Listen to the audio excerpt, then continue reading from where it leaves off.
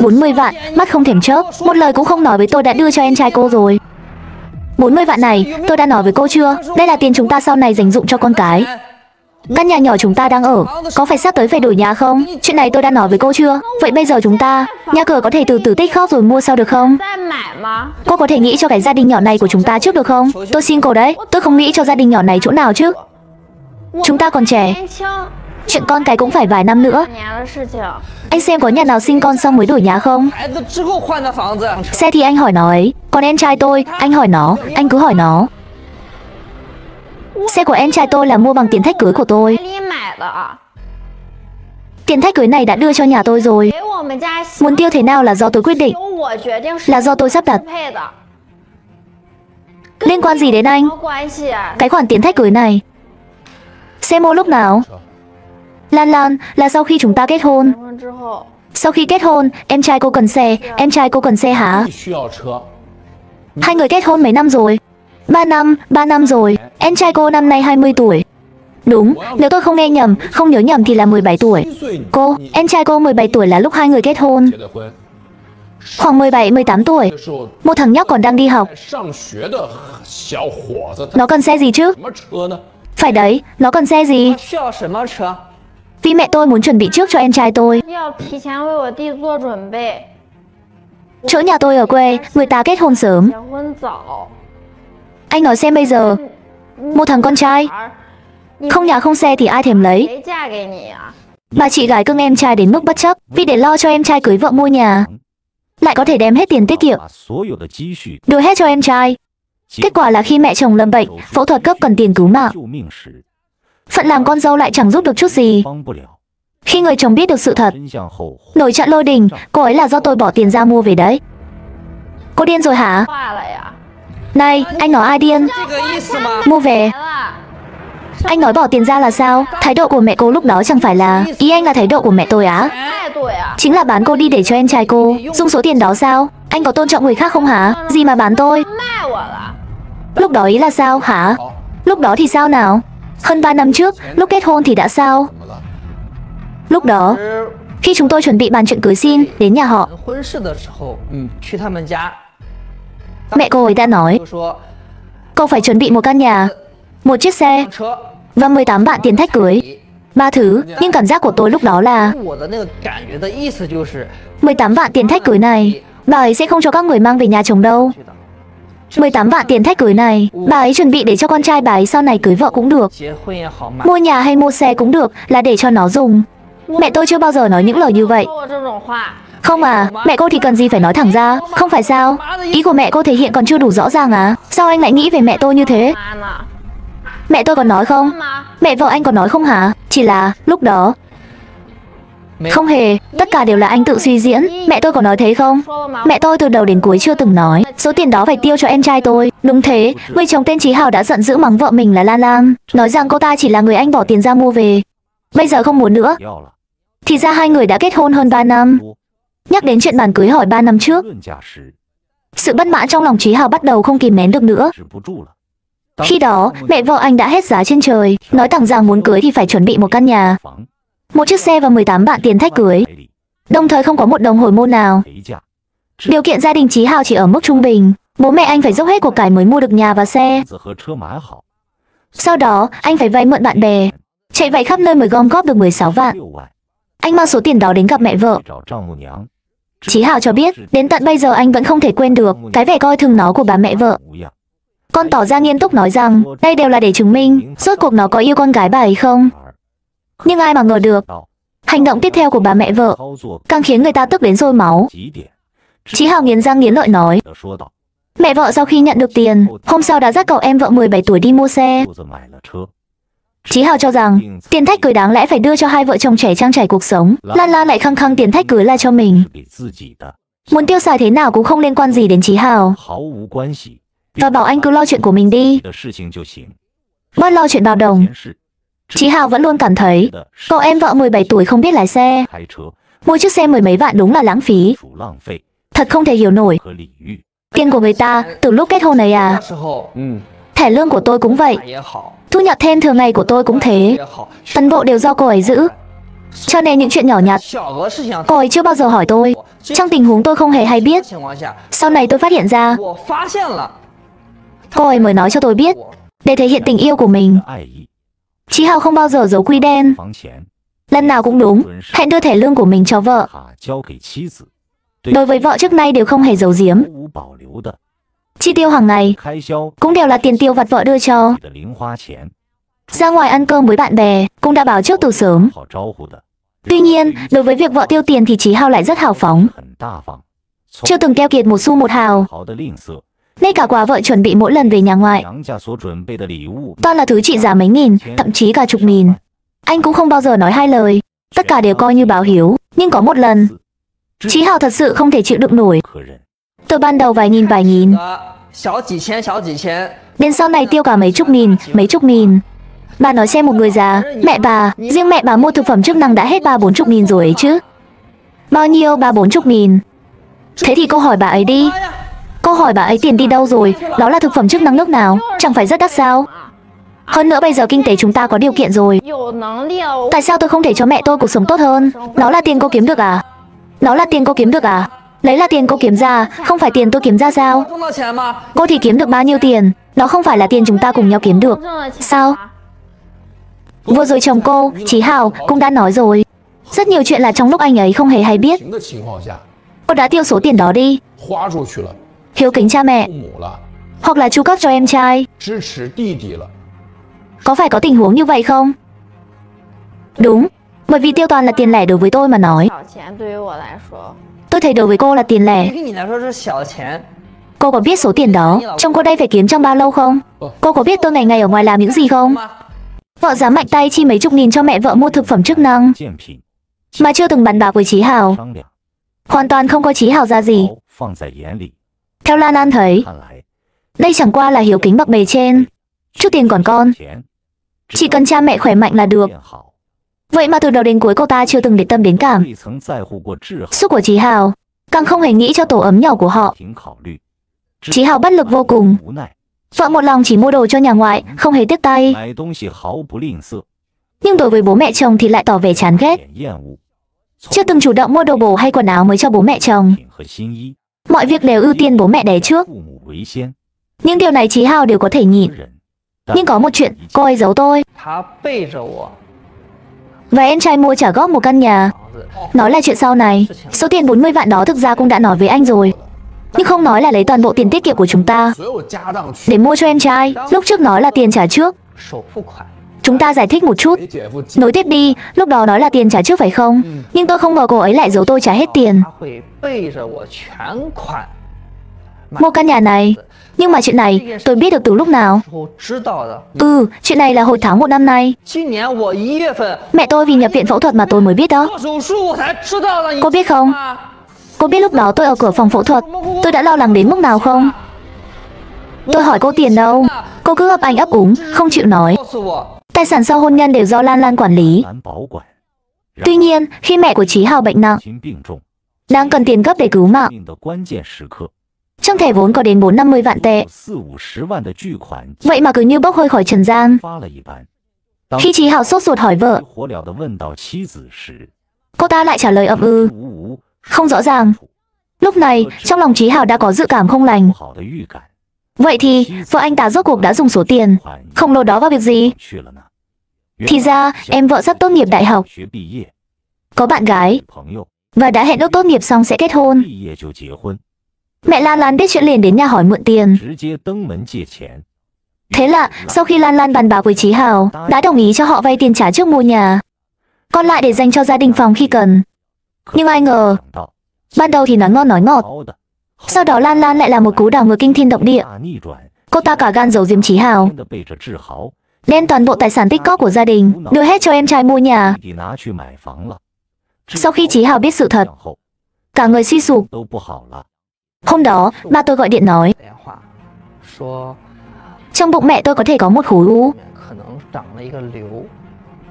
Đã làm xét nghiệm cho bà rồi. Rồi tiền phẫu thuật chắc cần khoảng 10 mấy vạn. Lúc đó ba tôi nói với tôi, nói là ba hiện giờ không có tiền, rồi hỏi tôi có thể đưa trước cho ông không. Lúc đó vừa nghe tôi đã sốt sắng cả lên. Tôi vội vàng về nhà tìm Lan Lan. Tôi nói này Lan Lan, tiền trong thẻ của mình đó, em bây giờ lập tức, ngay lập tức, đưa cho ba anh 20 vạn. Rồi cô ta cứ ấp anh ấp úng, nói không ra lời. Sau đó tôi cầm thẻ ngân hàng, tự mình ra ngân hàng kiểm tra tài khoản, mới phát hiện ra không còn một đồng nào hết. Cô biết không? Cuối cùng mọi chuyện giải quyết ra sao? Cuối cùng là tôi gọi một loạt các cuộc điện thoại, gom góp đủ 8 vạn tệ cho mẹ tôi phẫu thuật. Cô biết không? Lúc tôi đứng trước cửa phòng phẫu thuật, cô biết trong lòng tôi đang nghĩ gì không? Nếu như lần này mẹ tôi mà là u ác tính, tôi sẽ không còn mẹ nữa. Ngày hôm đó, Chí Hào nhận được điện thoại của ba, báo tin mẹ anh bị bệnh nặng. Lòng như lửa đốt, Chí Hào vội gọi cho vợ, hối thúc cô mau chóng chuyển 20 vạn qua. Vậy mà vợ anh lại ấp úng trong điện thoại, mơ hồ nói rằng hết tiền rồi. Nghe giọng điệu kỳ lạ của vợ, Chí Hào cũng chẳng nghĩ được nhiều, lao thẳng đến ngân hàng rút tiền. Nhưng khi nhìn thấy số dư tài khoản, anh ta hoàn toàn chết lặng. Số tiền tiết kiệm khổng lồ, vốn có đến 450 vạn tệ, giờ đây đã không cánh mà bay. Nhưng bên mẹ thì đang cần tiền gấp. Chí Hào đánh bất lực, phải chạy vạy khắp nơi vay mượn bạn bè người thân, để mẹ vượt qua được cơn nguy kịch. Đối mặt với sự chất vấn của chồng, sức khỏe mẹ chúng ta trước giờ vẫn tốt mà. Ai mà biết được, lại đột nhiên trong dạ dày lại có khối u chứ. Số tiền đó dùng để làm gì? Tôi đã nói với cô chưa? Chúng ta đã bàn bạc xong xuôi rồi mà. Số tiền đó dùng để làm gì kia mà. Cô làm thế nào được vậy? Nói tôi nghe. Anh cảm thấy bây giờ vợ tôi từng nói với tôi là A Còng. Nhưng nếu anh hỏi tôi yêu cô ấy ở điểm nào, thật ra tôi cũng không trả lời được tôi yêu cô ấy ở điểm nào. Nhưng bây giờ tôi biết tại sao tôi không còn yêu cô ấy nữa rồi. Anh không nói ra được. Sau khi anh kể xong câu chuyện này, tôi biết anh nói, tôi thấy vấn đề này anh không trả lời được. Bởi vì tôi cảm thấy bây giờ vợ tôi cũng không yêu tôi. Tôi thấy mình càng giống như, anh không yêu em chỗ nào. Tôi thấy mình càng giống như người nhà các cô hơn. Lúc mẹ anh bệnh, em có phải ở bên chăm sóc 24/24 đâu. Đó không phải là việc nên làm sao. Đây là chuyện bình thường nên làm mà. Giờ anh lại thành cái máy rút tiền của nhà em à? Cái gì cũng là anh. Sao em lại nói là tiền học phí sau này của nó được? Tiền cưới xin sau này có khi cũng là anh lo. Tiền con cái cũng phải là anh bỏ ra. Đó đều là chuyện của sau này. Nhưng cảm giác của anh bây giờ là 3 năm nay, cảm giác của anh là anh chỉ thấy mình bất lực. Lan Lan nói cô hoàn toàn không ngờ mẹ chồng vốn luôn khỏe mạnh lại đột nhiên đổ bệnh, nên mới chuyển hết tiền cho em trai. Đến lúc này rồi, cô vợ này vẫn còn tìm lý do cho hành động của mình. Nói những lời này, không biết lương tâm cô ta có cắn rứt không nữa. Lúc này, MC trên sân khấu hỏi, tiết kiệm được 400.000, đối với một gia đình bình thường chúng ta, thật sự không tệ. Chí Hào làm sale, thường ngày dãi nắng dầm sương từng đồng một. Phải đánh đổi bằng bao nhiêu công sức, bao nhiêu mồ hôi nước mắt mới chắt chiu được. Đưa cho vợ, hy vọng cô ấy có thể quản lý tài chính, sinh lời. Lan Lan, số tiền này em đã tiêu hết rồi. Em đã dùng cho em trai em. Anh hỏi em nói đó là đầu tư. Được rồi, một khi em đã nói đó là đầu tư, anh chắc không nghe nhầm đâu. Em có định để em trai trả lại số tiền này không? Em trai tôi sau này nếu nó có khả năng kiếm tiền, chắc chắn sẽ trả lại cho tôi. Nó lấy gì mà trả? Nó là sinh viên, bây giờ đến việc làm còn chưa có. MC hỏi Lan Lan, tiền mua nhà cho em trai có nói là phải trả không? Nghe MC nói vậy, Lan Lan vẻ mặt khinh khỉnh nói, cô tin em trai sau này có khả năng kiếm tiền, sẽ tự khắc trả lại. Tuy nhiên, Lan Lan dường như đã quên câu chuyện nông phu và rắn độc. Đến khi con rắn quay lại cắn bạn một nhát, bạn mới biết thế nào là tuyệt vọng. Chí Hào càng tức giận nói, lúc vợ cho cậu em vợ vay tiền, vốn dĩ không hề có ý định để nó trả. Theo Chí Hào thấy, cậu em vợ hoàn toàn là thứ bùn nhão không chát được tường, suốt ngày chỉ biết nằm trên giường chơi game. Nhắc đến game, Chí Hào lại càng tức sôi máu. Khoảng 2-3 tháng sau khi chúng tôi kết hôn, tôi đã phát hiện ra gì? Phát hiện ra cô ấy dăm bữa nửa tháng, lại mua đồ về nhà mẹ đẻ. Từ ban đầu là rau củ quả, Thịt trứng sữa các loại, tôi thấy rất bình thường. Tôi mua đồ về cho nhà mình không được sao? Được chứ, bình thường mà, em mua cho bố mẹ em. Mỗi lần anh đến nhà em, anh cũng đâu có đi tay không. Thực phẩm chức năng cần mua. Hoa quả, anh có thiếu thứ nào đâu. Nhưng mà quá đáng rồi. Em nói xem, ở nhà em, ban đầu với bố mẹ em, mua chút thực phẩm chức năng, đủ thứ máy massage các kiểu. Rồi nào là bột ngâm đủ loại, anh đều không ý kiến, vì là cho bố mẹ mà, anh mua được. Nhưng vấn đề là em trai em thì sao? Em trai em đã là người lớn, học đại học rồi. Máy tính của em trai em, điện thoại, cứ ra mẫu mới là mua một cái. Ra mẫu mới là mua, được lắm. Skin game, quần áo, giày dép, mũ nón của em trai em. Thứ gì không phải tiền của anh bỏ ra, nó là người trưởng thành rồi, nó làm cái gì? Skin, quần áo, giày dép, mũ nón gì chứ, ý là sao? Chơi game đấy, là từ chơi game. Em nó suốt ngày chỉ biết chơi game. Mỗi lần có skin mới hay vật phẩm hiếm nào cũng xin chị nó. Chị nó không có thì lại hỏi tôi, lại xin tôi. Số tiền này là em đưa cho vợ, hay là vợ tự ý lấy mà em không đồng ý? Hay là em cũng biết, chỉ là bây giờ em thấy mình thiệt thòi vì vợ đã lấy rồi. Sau khi kết hôn không lâu, Chí Hào để ý mỗi lần vợ về nhà mẹ đẻ đều là túi lớn túi nhỏ, đầy ắp. Ban đầu anh không để tâm, nhưng ai ngờ sau này lại phát hiện vợ tiêu tiền như nước,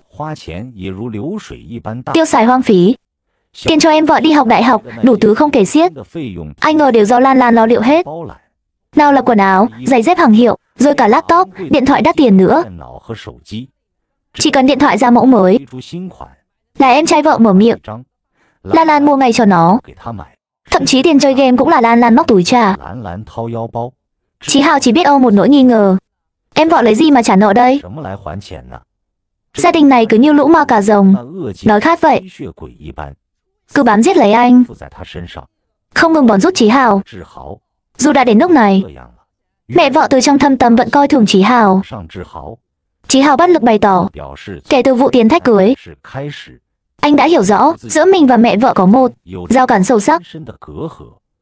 Nên mỗi lần theo Lan Lan về nhà ngoại, Lam Lam nói mua gì cho bố mẹ, anh cũng không ngần ngại chi tiền. Ngay cả tiền điện nước, ga của nhà mẹ vợ, chỉ cần Lan Lan lên tiếng, anh cũng chi không hề chớp mắt. Thế nhưng chuyện về sau càng ngày càng quá đáng. Mấy khoản tiền đang tiêu đây cũng đành thôi. Sau này tiền cưới vợ, sinh con cho em vợ, chẳng lẽ cũng bắt mình chi trả sao? Chí Hào cảm thấy gia đình này đúng là xem anh như một cái máy ATM, rút mãi không cạn tiền vậy. Hơn nữa, vợ anh hình như cũng chẳng thật lòng, thật dạ muốn gây dựng gia đình với anh. Vì thế Chí Hào của quyết tốt nhất là sớm kết thúc cuộc hôn nhân này. Trước quyết tâm sắt đá của chồng, người vợ sẽ đối phó ra sao? Mẹ đòi em à? Em trai đòi em? Hay là em tự đòi cho? Đủ cả. Ba mẹ sẽ chủ động đòi các con thứ này thứ nọ sao? Thường thì họ, tôi hỏi thế này đi, cái xe đó, cứ nói chuyện cái xe đi. Cái xe đó là em trai chủ động đòi, hay là mẹ nhắc khéo em kiểu như con cái mua cho em mấy cái xe đi, hay là em với tư cách là chị tặng quà cho em trai? Chuyện cái xe ấy, chuyện cái xe có phải mẹ em nói không? Rằng các con phải chuẩn bị trước nhà cưới, xe cưới. Chuyện cái xe, đúng là mẹ em có nhắc. Em nói mẹ em bỏ lời. Em xin hỏi, trong mấy năm qua, rốt cuộc là bố mẹ vòi vĩnh cô, hay là em trai trời chẽn chủ động tìm đến cô? Câu trả lời của Lam Lam rất mơ hồ. Cô ấy nói, quà cho em trai thường là nó chủ động đòi, còn nhà cưới thì là mẹ cô ấy gợi ý. Bố mẹ Lam Lam từ nhỏ đã nhồi nhét vào đầu cô rằng làm chị thì phải vô điều kiện nhường. Nhìn em trai, mọi thứ đều phải xoay quanh thằng em, nó là trung tâm tuyệt đối. Dù mình có khổ cực đến mấy, cũng tuyệt đối không để em trai chịu chút khổ nào. Vậy nên từ khi Lan Lan tốt nghiệp đi làm kiếm tiền, đã không ngừng chu cấp cho em trai. Trước yêu cầu của mẹ, Lan Lan như một cái máy đã nhận lệnh, chỉ biết thi hành, không dám cãi lời. Thực ra Lan Lan như vậy cũng thật đáng thương, vì gia đình ruột thịt mà phá hỏng cuộc hôn nhân của chính mình. Sao thế? Không phải. Sao nào, bao nhiêu năm nay tiền em tiêu, COD A7 của em, đồ dùng thiết yếu của em, thứ nào không phải tôi mua, hả Tiểu Hoàng? Nhân viên ơi, lấy cho Tiểu Hành cái ghế ngồi. Sao thế này? Tiểu Hào, anh đừng nói nữa. Tiểu Hào, anh đừng nói nữa. Đây là em trai, tôi biết cậu không? Ngày mai tôi sẽ có còn bênh anh rể cậu nữa à? Chị, anh ấy là anh rể em, thì sao chứ? Chị, bao nhiêu năm nay chị ở nhà anh ta chịu bao nhiêu tủi nhục, chị có biết không? Chị, tiền em còn của chị, không bao lâu nữa em sẽ trả hết cho chị. Thật sao? Tiểu Hành thật sự trả được à? Tiểu Hành, 400.000 tệ đấy, cậu lấy gì mà trả? Hả? Do cậu ngay cả một công việc cũng không có. Cậu vẫn còn đang đi học, giờ này còn mò đến đây làm gì? Cậu em vợ mặt đằng đằng sát khí xông lên sân khấu, chỉ vào mặt anh rể, mắng anh đối xử tệ với chị mình, rồi gào lên, đống tiền đó của chị, chúng tôi sớm muộn gì cũng trả hết. Chí Hào vẻ khinh bỉ đáp lại, trả. Lấy gì mà trả? Dựa vào mấy lời hứa suông của cậu hả? Cậu thì cả ngày như đống bùn nhão, suốt ngày nằm ườn trên giường chơi game, mà đòi trả nổi 400-500.000 ấy chắc. Đây không phải là một con số nhỏ. Đối mặt với cái thái độ phũ phàng của thằng em vợ, lại còn thêm thói vô ơn, Chí Hào chẳng thèm nói thêm một lời. Bây giờ anh quyết phải ly hôn với vợ, kẻo tiền của mình cứ đổ vào cái động không đáy này. Đàn bà con gái lấy chồng rồi thì đúng là nên lo vun vén hơn cho tổ ấm với chồng. Hiếu kính cha mẹ cố nhiên là tốt, nhưng cũng cần phải biết chừng mực. Vậy các bạn thấy Lan Lan xử sự thế có đúng không? Liệu họ có cần phải tiếp tục ở với nhau nữa không? Các bạn hãy để lại ý kiến của mình ở phần bình luận để mọi người cùng nhau thảo luận nha. Và mình là Lạc Lạc, hẹn gặp mọi người kỳ sau.